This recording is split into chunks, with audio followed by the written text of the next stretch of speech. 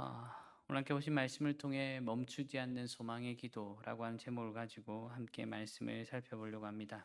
여러분, 신앙생활을 하다 보면 이런 경험을 하게 됩니다. 오랜 기도 끝에 기적 같은 하나님의 응답을 받습니다. 그리고 눈물로 감사도 드리고, 그리고 하나님께서 주시는 힘으로 말미암아 새 힘도 얻었습니다. 그러고 나면 이제 새롭게 은혜를 많이 받고 나면 이제 새롭게 다르게 살 것 같은 그런 느낌까지 들고 그렇게 살아갈 수 있을 것 같습니다. 그런데 그 은혜의 순간에 또 다른 위기가 기다리고 있었던 것입니다. 방금 전까지의 감격이 무색할 만큼 새로운 고통이 상황 가운데 밀려 들어옵니다. 여러분, 이런 경험들은 없으십니까? 여러분, 이게 바로 인간의 인생입니다. 우리의 인생입니다. 오늘 시편 40편이 우리에게 보여주는 장면이 마치 이와 같습니다. 그리고 이것은 어느 특별한 한 사람의 이야기가 아니라 하나님을 믿으며 살아가는 우리 모두의 이야기이기도 합니다. 그래서 시편 40편을 보면 두 부분으로 나눠지는데 1절부터 10절까지, 11절부터 17절까지 이렇게 두 부분으로 나눠집니다. 1절부터 10절까지의 내용은 감사와 찬양에 대한 내용이 기록되어 있습니다. 내가 여호와를 기다리고 기다렸더니 귀를 기울이사 나의 부르짖에 응답하셨도다. 그러니까 기가 막힐 웅덩이에서 건짐을 받은 사람의 고백, 감격이 있고 새 노래가 있고 기쁨이 있는 고백이 1절부터 10절까지의 고백입니다. 그런데 11절로 넘어가는 순간에 분위기가 급격하게 전환되고 변화됩니다. 찬양이 탄식으로 바뀌고 감사가 절규로 변합니다. 그래서 학자들은 13절부터 17절이 시편 70편과 마치 거의 동일하다라고 이렇게 이야기도 하는데, 이 부분은 독립적으로 탄원시라고 얘기하는 것처럼 이렇게 마음의 아픔과 그 절망들이 있을 때 하나님 앞에 탄원하는 시로 사용될 만큼 전반부에 있었던 감사와 전혀 다른 극도의 절박함을 담고 있는 내용이 바로 11절부터 17절까지 말씀이라고 하는 것입니다. 그런데 왜 시인은 방금 전까지 10절까지 구원에 대해서 감사하며 찬양하다가 곧 바로 다시 부르짖고 있을까요? 여러분, 우리의 삶이 그렇기 때문입니다. 한 번의 응답이 우리에게 주어졌던 한 번의 응답이 모든 위기의 면제권이 되어지지 않습니다. 이게 우리가 살아가는 현실입니다.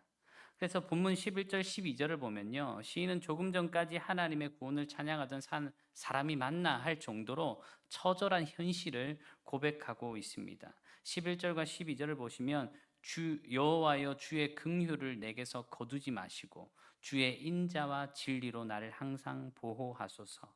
수많은 재앙이 나를 둘러싸고 나의 죄악이 나를 덮침으로 우러러 볼 수도 없으며 죄가 나의 머리털보다 많음으로 내가 낙심하였습니다. 이렇게 고백합니다.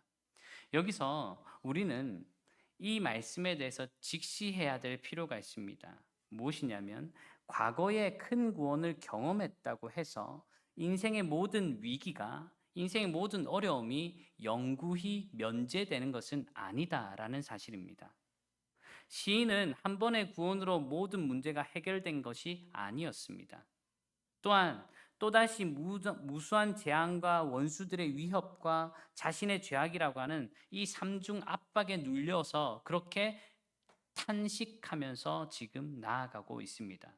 특별히 12절을 보면요, 죄가 나의 머리털보다 많다라고 이렇게 고백하고 있는데, 시인은 자신이 처한 고난의 일부가 외부의 원수에서부터 비롯되었을 뿐 아니라 자기 자신의 죄와도 깊이 있게 직결되어 있다라고 하는 것을 뼈저리게 인식하면서 탄식하고 있습니다. 그러니까 넘어졌다라는 거죠. 쓰러졌다라는 겁니다. 이것이 기도를 더욱더 깊이 있게 만드는 이유입니다. 남의 탓도 환경 탓도 아닌 자신의 실존적인 한계, 나의 한계와 나의 죄성을 있는 그대로 대면하는 것. 여러분, 이게 시인의 모습입니다. 그런데 이런 시인의 모습 가운데는 소망을 향한 기도가 있었던 것입니다. 여러분, 지금 이 자리에도 분명히 그런 분들이 계실 거예요. 예전에 하나님의 크신 도움을 경험했는데 지금 또 다시 무너질 것 같은 위기 앞에 서 있는 그런 분들 계시지 않으십니까? 혹시나 내가 뭔가 잘못한 건가, 내 믿음이 부족한 건가 하면서 자책하는 분들도 계실 것 같습니다. 그러면 그럴 때 어떻게 해야 되는가? 시인과 같이 기도해야 되는 거예요. 소망이 하나님께 있기에 그 하나님 앞에 탄식하며 나아가야 되는 것입니다. 오늘 시인이 보여주는 것은 고난의 반복이 하나님의 외면이다라는 증거가 아니라는 거예요. 그러니까 고난이 반복적으로 일어날 때 하나님이 나를 외면하시는가? 이렇게 의문을 품지 않는다라는 것입니다. 그것은 우리가 여전히 하나님을 붙들어야 하는 존재임을 확인시켜 주는 거예요.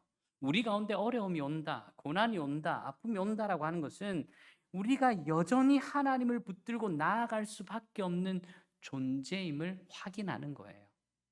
그러므로 이 현실을 회피하거나 부정하지 말고 정면으로 그 고난과 아픔 앞에 우리는 하나님 앞에서 나의 존재를 직시하면서 나아갈 수 있어야 됩니다. 여러분, 그런데 이러한 모습이 바로 진정한 소망을 향한 기도의 시작이라고 하는 거예요.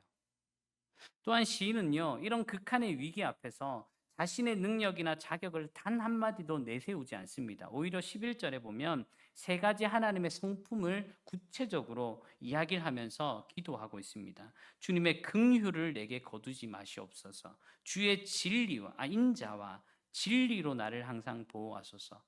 시인이 뭐라고 고백하고 있습니까?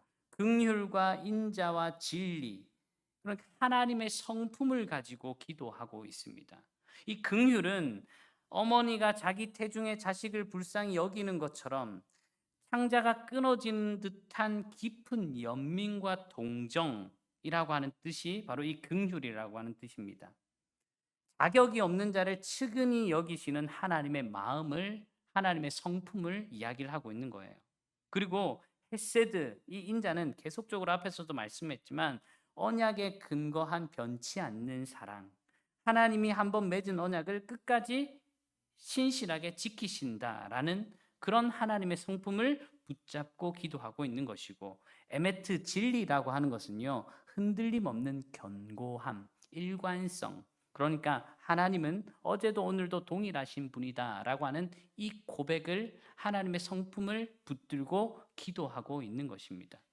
그러니까 시인이 지금 기도하고 있는 것은, 하나님, 저는 아무런 근거가 없습니다. 내 공로도요, 내 노력도요, 내 의로움도요, 내세울 것이 하나도 없습니다. 다만 하나님이 긍휼이 많으시고, 하나님이 언약을 지키시는 분이시고, 하나님이 변치 않는 분이시기에 내가 하나님 앞에 나와 간구합니다. 여러분, 이것이 성경이 말하는 기도의 자세입니다. 기도의 근거는요, 내 간절함의 어떤 크기나 내 신앙의 어떤 연수가 아니에요. 기도의 유일한 근거는 하나님의 성품입니다. 여기서 우리에게 도전해 주는 것이 이겁니다. 우리는 기도할 때 얼마나 자주 저는 이만큼 기도했으니까, 저는 오랫동안 예수님을 믿었으니까, 저는 열심히 교회에 와서 헌신을 했으니까 라는 전제를 우리는 은연중에 깔고 생각하며 기도할 때가 많다라는 거예요. 내가 이만큼이나 하나님 앞에 나왔는데, 그런데 그것은 하나님의 긍휼에 호소하는 기도가 아니라 하나님을 설득하려고 하는 협상적 기도죠.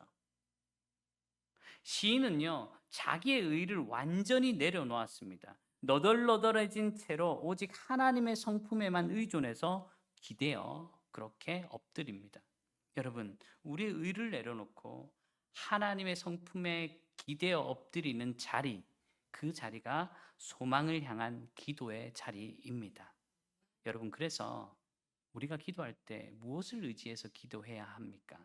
하나님의 성품을 의지해서 기도해야 됩니다. 하나님 긍휼히 여겨 주시고, 하나님의 인자하심과 하나님의 진리로 나를 다스려 주십시오. 그 확신 가운데 나아갈 수 있어야 되는 것입니다. 그래서 13절에 보면 시인은요, 여호와여 은총을 베푸사 나를 구원하소서, 여호와여 속히 나를 도우소서, 이렇게 기도하고 있습니다. 이렇게 부르짖는데 그리고 마지막에 17절에도 이렇게 기도합니다. 나의 하나님이여 지체하지 마소서. 절박하게 구원을 요청하고 있습니다. 히브리어 원문에서는 지체하지 마소서라고 하는 이 단어가요, 강한 부정어, 명령형으로 사용되고 있습니다. 그러니까 이것은 체면을 차리는 어떤 공손한 요청이 아니라 한시도 지체할 수 없는 다급함을 얘기를 하는 거예요. 그러니까 하나님 앞에 나와서 하나님 전능하시고 유일하시고 거룩하신 하나님, 우리가 이렇게 기도할 때가 있지 않습니까? 그 하나님의 높고 위대하심을 찬양합니다 라고 얘기하면서 이렇게 기도하는데, 지금 다윗은 어떻게 기도하냐면 하나님 살려주십시오. 체면 차릴 여력이 없는 거예요. 힘든 거예요. 여러분, 이렇게 기도했던 사람이 있지 않습니까? 사무엘의 어머니였던 한나. 체면을 차릴 수가 없습니다. 저 사람은 술을 취했다라고까지 이야기할 정도였어요. 하나님 앞에 그렇게 살려주십시오. 생사의 그 절규가 그 마음 가운데 있었던 것입니다.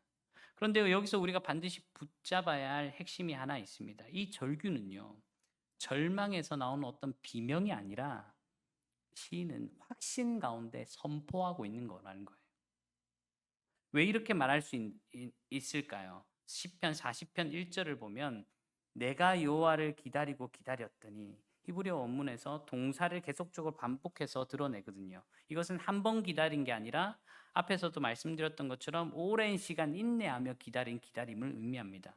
근데 그 기다림이 응답되었고 시인은 그 경험을 바탕으로 지금 위기 앞에서도 같은 하나님을 향해 나아가고 기다리는 확신 가운데 그렇게 고백하고 있는 게 17절 말씀입니다. 그래서 17절 말씀을 보면 나는 가난하고 궁핍하오나 주께서는 나를 생각하시오니 주는 나의 도움이시요 나를 건지시는 이시라. 나의 하나님이여 지체하지 마소서. 다급한 절규 바로 앞에 그렇게 주님께서는 나를 생각하십니다 라고 하는 이 단어를 통해서 현재형으로 확신적인 믿음을 고백하고 있습니다. 지금 당장 응답이 보이지 않는 상황에서도, 지금 당장 그 응답이 실행되지 않는 그 상황에서도 하나님이 나를 기억하고 계신다는 믿음을 놓지 않고 절박함과 확신이 동시에 공존한 것. 여러분, 이게 소망의 기도의 본질이에요. 이것이 단순한 감정적 울부짖음과 다른 결정적인 차이입니다. 두려움에 사로잡힌 사람들은요, 기도할 때 겁나고 떨리고 이런 사람들은 하나님 왜 안 주십니까? 하나님 도대체 어디 계십니까? 라고 하면서 하나님을 계속 추궁한단 말이죠. 그런데 소망의 기도는 하나님이 나의 생각을 아시고 하나님, 내 마음을 하나님이 가장 잘 아십니다. 그러니 하나님 지체하지 말아 주십시오. 현실의 고통을 부정하지 않습니다. 동시에 하나님의 뭘 들고 있습니까? 신실하심을 꽉 잡고 있는 것입니다. 여러분, 이게 성숙한 신앙인의 기도이고 소망을 향한 기도입니다. 여러분, 어떻게 기도하고 계십니까? 내가 원하는 것, 바라는 것, 하나님 이거 주시고 저거 주시고 이거 챙겨주시고 이렇게 되면 좋겠어요, 저렇게 되면 좋겠어요. 내 뜻과 내 방향대로 하나님을 맞춰서 그렇게 기도하고 계시지는 않습니까? 오늘 시인은요, 하나님 앞에 내가 모든 것들을 내려놓습니다. 하나님이 내 생각을 가장 잘 아시오니 지체하지 마시고 하나님의 신실함을 내가 붙들고 기도하오니 소망 중에 주님이 예전에 나를 구원하셨던 것처럼 지금도 나를 인도해 주시고 구원해 주실 것을 믿고 의지하며 나아갑니다. 이 기도가 소망을 향한 기도였던 것입니다. 사랑하는 여러분, 우리 삶의 위기는요, 우리 삶의 어려움은 계속적으로 반복되어집니다. 한 번 구원이 모든 위기의 면제권이 되지 않습니다. 시인처럼 우리도 이미 하나님의 큰 은혜를 경험한 후에도 또다시 재앙 가운데 에워싸이고 죄악이 우리를 무너뜨리고 원수가 위협하는 현실을 살아가고 있습니다. 여러분, 이것을 인정하는 것, 이것을 솔직히 하나님 앞에 다 아뢰고 인정하는 것, 이게 신앙인의 삶입니다. 그런데 그때 우리는 무엇을 해야 할까요? 기도를 멈춰서는 안 되는 것입니다. 왜냐하면 우리의 기도는 내 상황의 호전에 근거한 것이 아니라 변치 않으시는 하나님의 긍휼과 인자와 진리에 근거하기 때문입니다. 우리 스스로는 아무 자격이 없습니다. 그러나 하나님의 성품이 우리의 기도의 영원한 근거이기에 이 근거를 따라 기도할 때, 확신을 가지고 기도할 때, 지금 눈앞의 현실이 아무리 답이 없어 보여도 하나님께서 응답해 주시고 우리의 생각을 아시기에 그 기도에 응답해 주시고 우리를 인도해 주실 것입니다.